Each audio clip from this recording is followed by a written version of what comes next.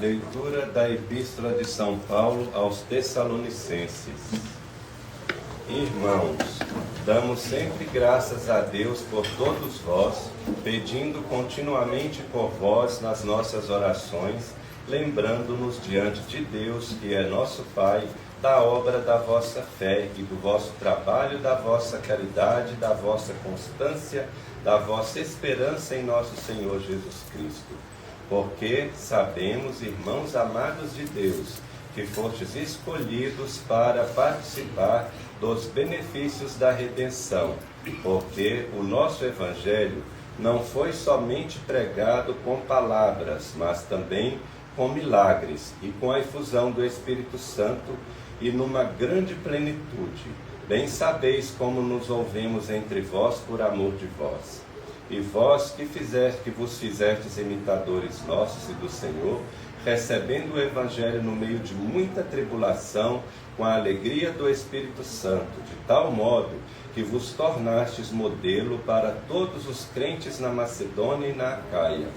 Com efeito, por vós foi propagada a palavra do Senhor, não só pela Macedônia e pela Acaia, mas a toda parte chegou a fé que tendes em Deus, de sorte que nós não temos necessidade de dizer coisa alguma, porque os próprios fiéis publicam de nós qual foi a aceitação que tivemos entre vós e como vos convertestes dos ídolos a Deus, para servirdes ao Deus vivo e verdadeiro, e esperastes do céu o seu Filho, a quem ele ressuscitou dos mortos, Jesus, o qual nos livrou da ira que há de vir.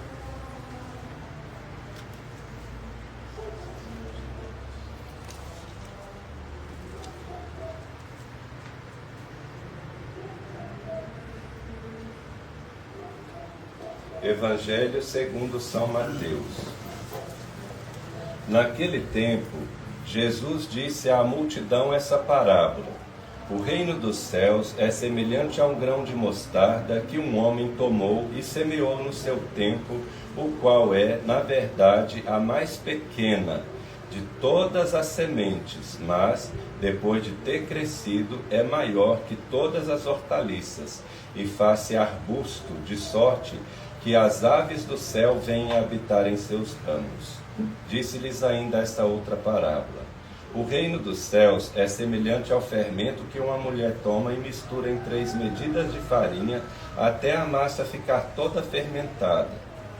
Todas essas coisas disse Jesus ao povo em parábolas, e não lhes falava senão em parábolas, a fim de que se cumprisse o que estava anunciado pelo profeta, que diz: abrirei em parábolas a minha boca, revelarei coisas que têm estado escondidas desde a criação do mundo.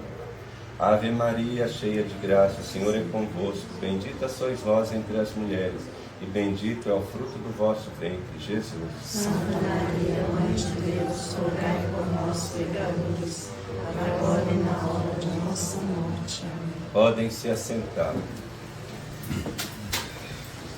Caríssimos fiéis, o Advento já está chegando. Domingo que vem é o último domingo antes do Advento. Por isso que a igreja hoje, nesse 6º domingo depois da Epifania, que a igreja toma para completar os domingos que faltam depois de Pentecostes, porque a gente sabe que todas as festas da igreja são celebradas a partir da Páscoa. E a Páscoa é celebrada na noite em que a lua é mais cheia, para mostrar que ela anuncia o sol que vai nascer, que é Jesus. Então, por isso que as festas da igreja são móveis de acordo com a festa da Páscoa. Então, nós estamos celebrando hoje o 6º domingo depois da Epifania, preparando-nos para o Advento. Essa preparação se dá porque a gente às vezes desanima de esperar Jesus. Afinal de contas, já tem 2023 anos que a gente espera a sua volta gloriosa e ele nunca chega. Então a pessoa pode desanimar. Então, para corrigir essa mentalidade que parece que está demorando, e também para corrigir a mentalidade triunfalista da manifestação do reino de Deus que os judeus tinham que quando Jesus, quando o Messias viesse, ele seria um general glorioso, guerreiro, com espada, só porque a Bíblia fala que quando ele viesse, ele libertaria o povo de Israel, que é o povo escolhido por Deus para revelar Deus ao mundo. Ele libertaria esse povo da escravidão. Então nós temos uma maneira míope de interpretar a Bíblia. Por isso que só a igreja que Jesus fundou é que pode interpretar a Bíblia para nós. Vocês viram que os doutores da lei, os sacerdotes, interpretaram errado a Bíblia, o modo como viria o Messias. O Messias viria para libertar, sim, mas não da escravidão política, mas da raiz de toda a escravidão, que é o pecado. É do pecado que surge guerra, que surge injustiça. Então era dessa escravidão que Jesus vinha libertar. Então ele viria como uma sementinha de mostarda. Jesus conta essa parábola para poder corrigir a mentalidade dos judeus errada de interpretar a primeira vinda do reino de Deus, e para também corrigir nosso desânimo de esperar a segunda vinda do reino de Deus, que será gloriosa, vai ser diferente da primeira. A primeira foi como uma sementinha no ventre de Maria, que nasceu numa manjedoura do presépio, que pregou a verdade em parábolas, porque o coração do povo estava tão endurecido que não merecia ouvir as coisas diretamente. Então ele contava em parábola para não aumentar a culpa de quem ouvisse de má vontade. E só os que ouvissem de boa vontade é que iria perguntar o significado da parábola. E ele então interpretaria para os apóstolos, para os 72 discípulos, e também para o mundo inteiro através dos seus sacerdotes que foram sucedendo os apóstolos até hoje. Contando essa parábola do grão de mostarda e do fermento, nosso Senhor está mostrando para nós que o avanço da igreja, que começou por uma sementinha insignificante, desprezível de grão de mostarda, assim foi a igreja no seu início. Pequena e desprezível, porque o seu fundador era o filho de um carpinteiro que morreu na cruz, portanto amaldiçoado por Deus, porque a Bíblia fala que todo elevado na cruz seria amaldiçoado por Deus. Uma igreja que surgiu pequena e insignificante, porque surgiu com 12 pescadores ignorantes e analfabetos. Ninguém dava nada por esses homens, que incendiaram o mundo em pouco tempo, fazendo o evangelho ser conhecido no mundo inteiro. Pequena e desprezível na sua doutrina, que a doutrina da igreja era contrária a tudo que o mundo ensinava. O mundo ensinava o prazer, curtir a vida. Qualquer semelhança hoje em dia não é mera coincidência. Mas Jesus pregava o sofrimento oferecido a Deus pelo arrependimento daqueles que estão com o coração endurecido.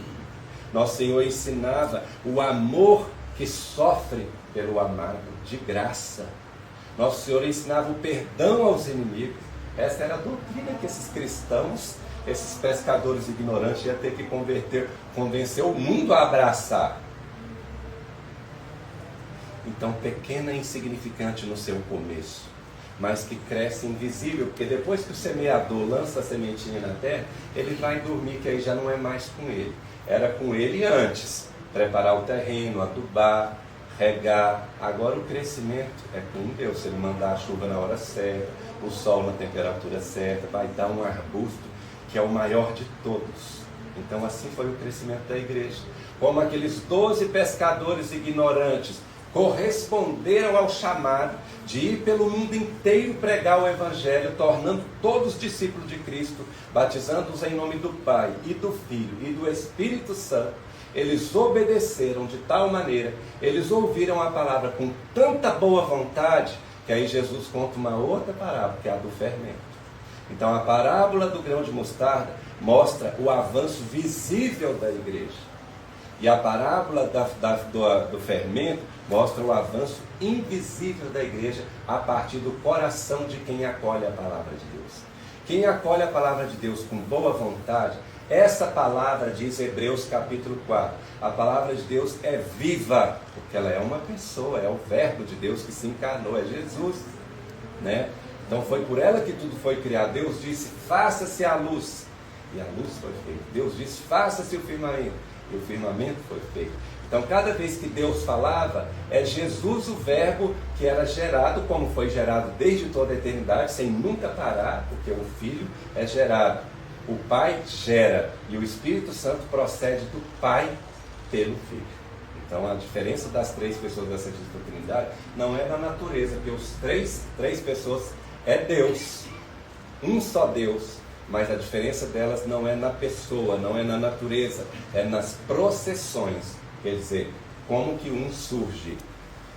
O Pai não surge, ele é desde toda a eternidade aquele que gera. O Filho procede do Pai, é gerado pelo Pai, também desde toda a eternidade, quer dizer, não teve princípio também. E o Espírito Santo é o amor do Pai pelo Filho, o amor do Filho pelo Pai, que procede dos dois também desde toda a eternidade, ou seja, não teve princípio. Porque para ser Deus tem que ser eterno, senão não é Deus, é uma criatura criada por alguém. Deus é o primeiro motor do qual vem todas as coisas.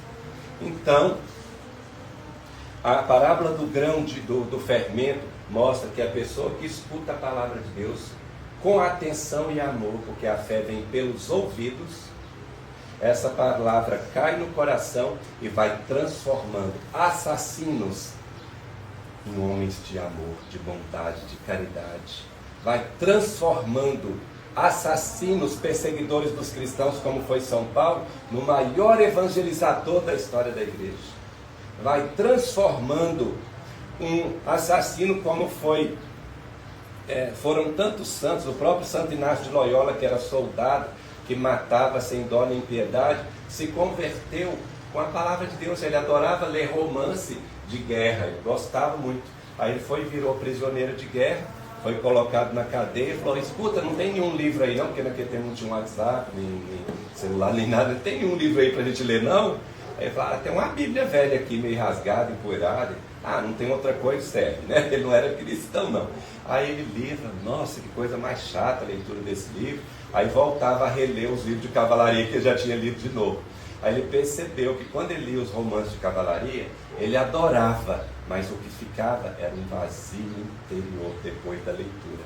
E quando ele lia a Bíblia, era chata, mas quando ele fechava, uma alegria, uma paz infinita que ficava dentro do interior. Então ele percebeu que a palavra de Deus é viva e eficaz. E quando ele saiu da cadeia, ele já não era mais um soldado que matava sem dó nem piedade, mas era um apóstolo de Cristo que fundou os jesuítas, que foi uma ordem que fez a igreja se alastrar pelo mundo inteiro. Então aqui está, a igreja avança visivelmente, mas quase imperceptivelmente, porque os 3 primeiros séculos da igreja foi de mártires, derramando seu sangue, celebrando a missa nas casas, igual aqui, não eram nos templos. Os templos, essas igrejas maravilhosas que não são nossas mais, foram feitas para essa missa que é a tridentina. Por isso que vocês veem que toda a igreja antiga, o altar é colado na parede, porque a missa significa o Calvário, não é a ceia. Então a missa nova, que é a missa de Lutero, virou o altar para o povo, e o padre fica de costas para Deus, sendo que o padre está falando com Deus em nome do povo. Era ele que tinha que estar de frente para Deus, porque ele é o representante do povo perante Deus. Ele não pode estar de costas para Deus, né? Então quando o altar é virado para o povo pensa que o altar é uma ceia e que o sacrifício está sendo oferecido para eles. Agora, quando o padre e o povo está voltado para aquele com o qual todos nós estamos falando, aí o povo, só nisso aí, um analfabeto que nem sabe ler, já vai perceber: puxa, nós estamos aqui falando com Deus e o padre é o nosso representante perante Deus. A missa não é ceia, a missa é o Calvário. Aí só isso aí já é uma aula de teologia.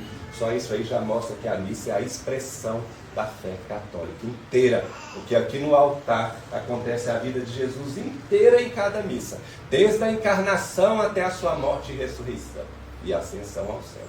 Acontece aqui. Então, essa sementinha de mostarda, esse fermento que caiu no seu coração pela sua mãe que te transmitiu a fé, seu pai, sua catequista que não pode te transmitir a fé completa porque elas não receberam, não pode dar, mas só que o pouquinho da verdade que você recebeu foi fermentando aqui, fazendo essa massa de pão que começa desse tamanhozinho, virar um pão que enche um tabuleiro inteiro.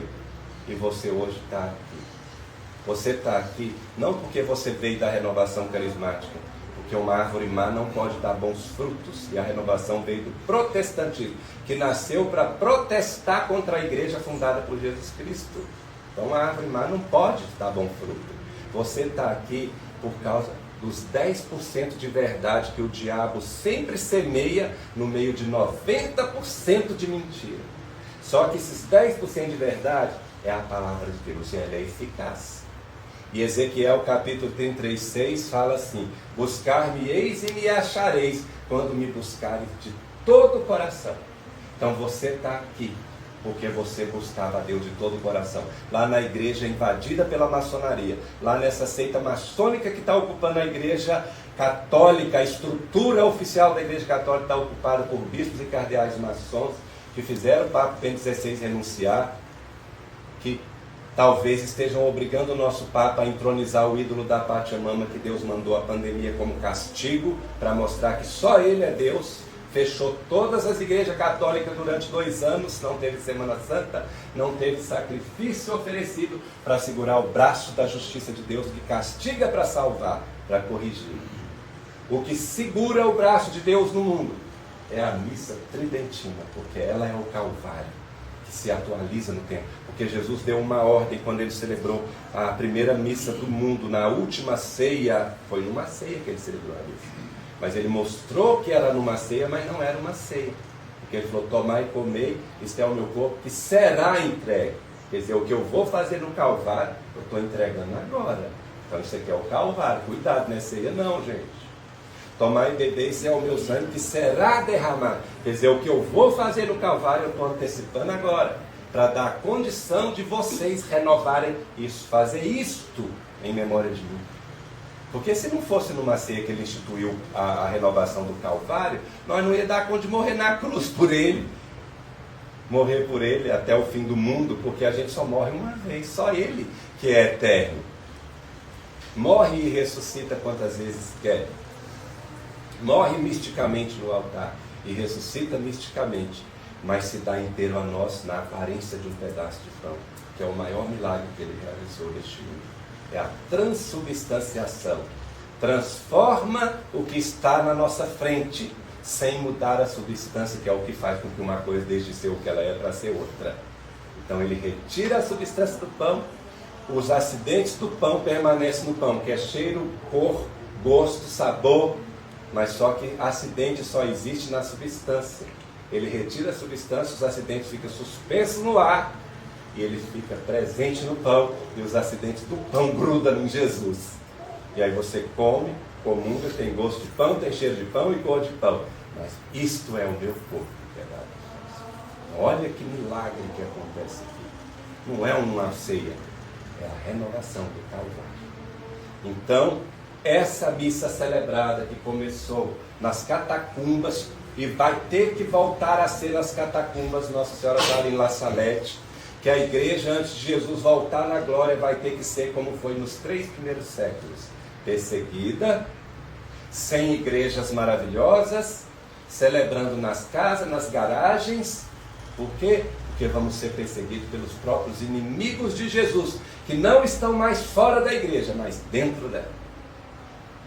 Por isso que o livro do Apocalipse fala que a mulher vestida de sol fugiu para o deserto.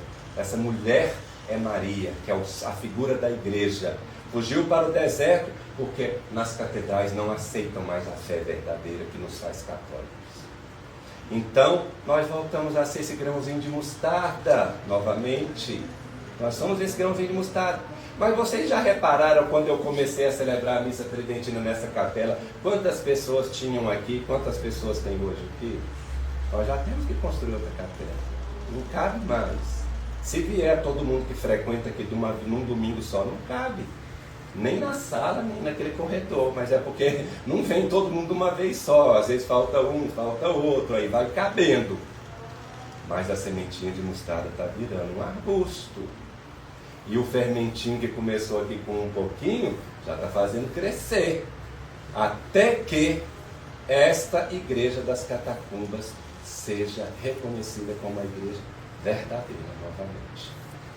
Gastou 300 anos para que o sangue dos mártires fizesse a igreja sair das catacumbas e fosse para os templos. Será que nós vamos ver isso novamente? Vamos sair das catacumbas e voltar a ocupar os templos que foram construídos para essa missa? Ou será que Jesus vai voltar, porque o advento é tempo de espera, vai voltar para levar com ele os poucos que estão na arca, que ele fala em Mateus capítulo 24. Será como nos tempos de Noé, todos zombavam dele quando ele construía a arca, mas só quem entrou nela que foi salvo. Foi a maioria que foi salvo no tempo de Noé? Foi a grande minoria, para a gente entender por que é a grande minoria que está guardando a fé. Porque a grande maioria não será salvo pela fidelidade à fé imutável. Será salvo de pavor do que vai acontecer antes de Jesus voltar, porque vai ser terrível. Esse mundo encharcado de pecado vai rejeitar a vinda de Jesus. Por isso que vai explodir vulcão, cair estrela do céu, furacão, terremoto, maremoto. O mundo inteiro vai estar encharcado de pecado. E a Bíblia fala que não há acordo entre Deus e o pecado. Assim como água e óleo não mistura, o pecador não suporta ver a luz, porque ele está nas trevas. Então, para a gente conseguir suportar a glória de Deus, não é Ele que vai mandar a gente para o inferno quando Ele voltar na glória, não. É a pessoa que não vai conseguir encarar a luz porque está nas trevas. E a própria pessoa pula nas trevas do inferno, onde ela viveu a vida inteira. Porque viver no pecado mortal é viver no inferno. A pessoa não tem paz interior, sente que não está agradando às ordens que Ele deixou. Porque assim como o papai e a mamãe sabem o que é bom para a criancinha, Jesus falou, vós sois, quem não for como criancinha não entra no céu, porque vai achar que sabe demais o que é bom para ele e vai se dar mal. Nós não sabemos o que é bom para nós. O que é bom para nós está aqui, já foi tudo escrito, é só seguir aqui, que nós vamos estar no mapa certinho que vai levar a gente no que a gente está buscando. O que é que nós estamos buscando afinal, Padre Tarcísio? Uma vida eterna, ninguém aqui quer morrer. Nós estamos procurando uma felicidade eterna. Todo mundo aqui, quando está alegre, não quer que acabe nunca, não é assim? Nós estamos aqui procurando um lugar de delícia, porque toda vez que a gente está comendo uma comida gostosa e não cabe mais no estômago, a gente fica triste. Fala, ai meu Deus, está tão gostoso esse mingau de milho verde com canela em cima, né? Agora, quando que eu vou comer de novo? Só daqui um ano, né? Podia tanto cabe mais um lugarzinho aqui no meu estômago. Então, lá no céu, ninguém mais vai sentir sede, nem fome, nem dor, nem luto, porque o próprio Deus será tudo em todos.